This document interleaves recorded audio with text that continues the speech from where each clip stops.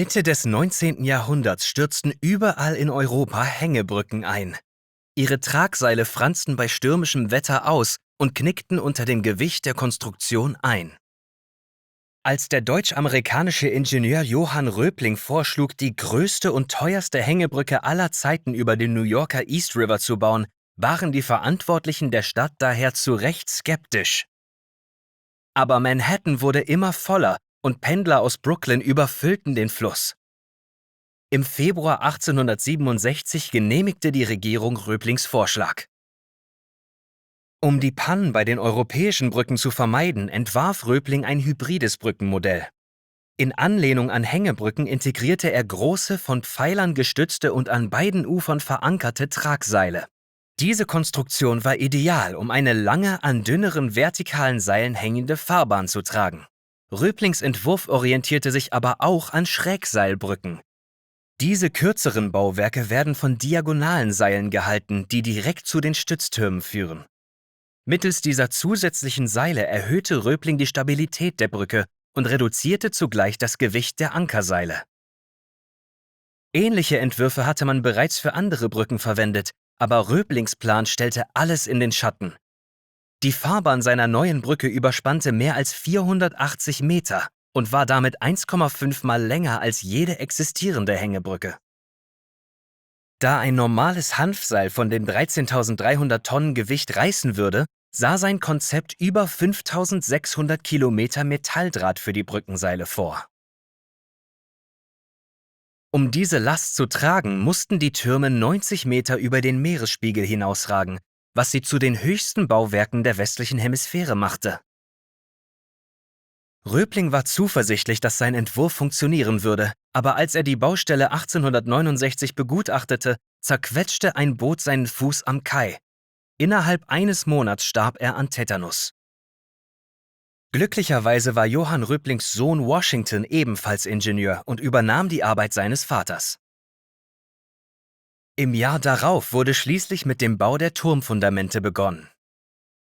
Dieser erste Bauabschnitt war die größte Herausforderung.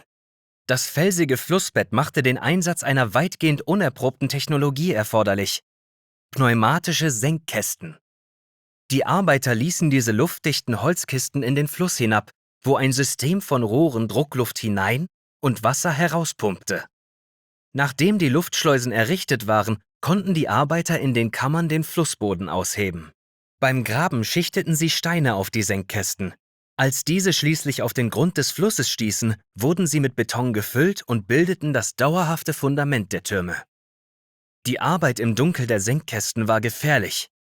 Die nur mit Kerzen und Gaslampen beleuchteten Kammern gerieten mehrfach in Brand, sodass sie evakuiert und geflutet werden mussten.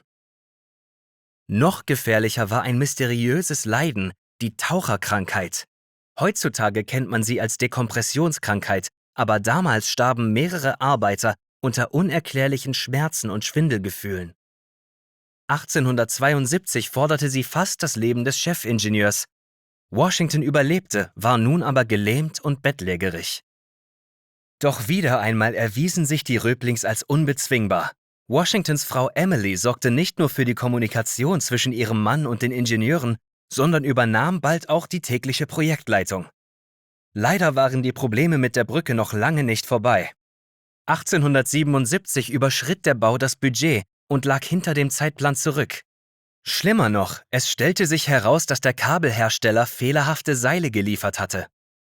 Das wäre fatal gewesen, wenn Johann Röpling in seinem Entwurf nicht so viele Sicherheitsvorkehrungen vorgesehen hätte. Nachdem man die Kabel mit Drähten verstärkt hatte, wurde die Fahrbahn Stück für Stück aufgehängt. Es dauerte 14 Jahre, kostete über 400 Millionen Dollar in heutigem Geld und wurde zum Lebenswerk dreier Röplings. Aber als die Brooklyn Bridge schließlich am 24. Mai 1883 eröffnet wurde, war ihre Pracht unübersehbar. Auch heute noch steht die Brooklyn Bridge auf den alten Senkkästen, die die gotischen Türme und die sich kreuzenden Seile tragen, die ein Tor zu New York City bilden. Abonniere diesen Kanal, wenn du dich für Geschichte interessierst, denn die Lektionen von gestern können uns helfen, die Herausforderungen von heute zu meistern.